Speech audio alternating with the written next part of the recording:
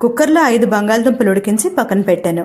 ఒక మిక్సీ జార్లో ఒక 2 చెంచాల వేపిన శనగపప్పు, అదే పుట్నాల పప్పు, 2 యాలకులు, ఒక 2-3 లవంగాలు, ఒక చిన్న దాల్చిన చెక్క, ఒక నల్ల యాలక, కొన్ని ధనియాలు, ఒక 2 మిరియాలు, ఒక ఎండుమిరపకాయ, కొన్ని పచ్చి కొబ్బరి ముక్కలు, ఇవన్నీ ముందు గ్రైండ్ చేసుకున్నాను. తర్వాత నీళ్లు పోసి మళ్ళీ గ్రైండ్ చేశాను. అన్నట్టు హనుమత్ జయంతి సందర్భంగా నేను చేసిన వీడియో చూసారా? చూడకపోతే ఛానల్ పేరు కింద ప్లే బటన్ క్లిక్ చేయండి, వెంటనే చూడొచ్చు. మూగుట్లో నూనె వేసుకొని ఆవాలు, జీలకర్ర, మినపప్పు వేయించుకొని, పచ్చిమిరపకాయలు కూడా వేయించుకొని, ఈ గ్రైండ్ చేసుకున్న మసాలా ముద్దంతా కూడా అందులో వేసి ఒక 2-3 నిమిషాలు బాగా కలుపుకుంటాం.